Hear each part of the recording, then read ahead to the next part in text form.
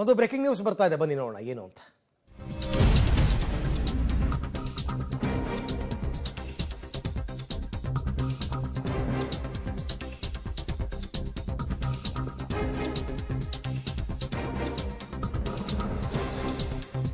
Channapatna by ಎಲೆಕ್ಷನ್ಗೆ ಸ್ಪರ್ಧೆ ಮಾಡೋದಕ್ಕೆ ಏನಾದರೂ ಬಯಸಿದ್ರ ದರ್ಶನ್ ಅಂತ, ಅಥವಾ ಡಿ ಕೆ ಬ್ರದರ್ಸ್ ಆ ಪ್ಲಾನ್ ಮಾಡಿದ್ರ ಅಂತ? ಇದನ್ನ ನಾವು ಹೇಳ್ತಾ ಇರೋದಲ್ಲ, ಸಿ ಪಿ ಯೋಗೇಶ್ವರ್ ಮಾಡಿರ್ತಕ್ಕಂಥ ಆರೋಪ. ಡಿ ಕೆ ಬ್ರದರ್ಸ್ ದರ್ಶನ್ ಅವ್ರನ್ನ ಚನ್ನಪಟ್ಟಣ ಬೈ ಎಲೆಕ್ಷನ್ ನಿಲ್ಲಿಸೋದಕ್ಕೆ ತಯಾರಿ ನಡೆಸಿದ್ರು. ದರ್ಶನ್ ಕೇಸೇ ಒಂಥರ ವಿಚಿತ್ರ ಅಂತ ಯೋಗೇಶ್ವರ್ ಅವರು ಹೇಳಿದ್ದಾರೆ. ಕಾಂಗ್ರೆಸ್ನವ್ರು ಈಗಾಗಲೇ ತಯಾರಿ ಮಾಡ್ತಾ ಇದ್ದಾರೆ ಸರ್. ಡಿ ಕೆ ಸುರೇಶ್ ಅವರು ಅಚ್ಚರಿ ಅಭ್ಯರ್ಥಿನ ಹಾಕ್ತೀನಿ ಅಂತ ಹೇಳಿ ಗೊತ್ತು ನನಗೆ. ಅಚ್ಚರಿ ಅಭ್ಯರ್ಥಿ ಈಗ ಜೈಲ್ ಕಂಬಿ ಎಣಿಸ್ತಾ ಇದ್ದಾರೆ. ಅಚ್ಚರಿ ಅಭ್ಯರ್ಥಿ ಯಾರು ಅಂತ ಗೊತ್ತಿದೆ ನನಗೆ, ಯಾರನ್ನ ಹಾಕಬೇಕು ಅಂತ. ಅವ್ರು ಯಾವುದೋ ಕೊಲೆ ಕೇಸ ಸಿಗಾಕೊಂಡು ಜೈಲ್ ಕಂಬಿ ಎಣಿಸ್ತಾ ಇದ್ದಾರೆ ಪಾಪ. ಅಚ್ಚರಿ ಅಭ್ಯರ್ಥಿನೇ ಬರಲಿ, ಇನ್ಯಾರಾದ್ರೂ ಬರಲಿ, ಚುನಾವಣೆಗೆ ಎರಡು ಪಕ್ಷದವರು ಸಿದ್ಧವಾಗಿದ್ದೀವಿ, ಚುನಾವಣೆ ಮಾಡ್ತೀವಿ.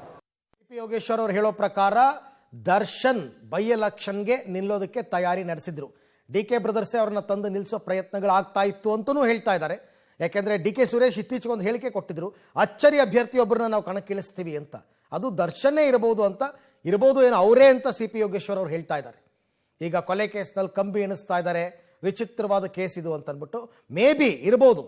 ಹೆಂಗೆ ಇವರು ಡಾಕ್ಟರ್ ಮಂಜುನಾಥ್ ಕರ್ಕೊಂಡು ಬಂದು ನಿಲ್ಲಿಸಿದ್ರು, ಹಾಗೆ ಅವ್ರು ದರ್ಶನ್ ಕರ್ಕೊಂಡ್ಬಂದು ನಿಲ್ಲಿಸ್ಬೋದಾಗಿತ್ತು.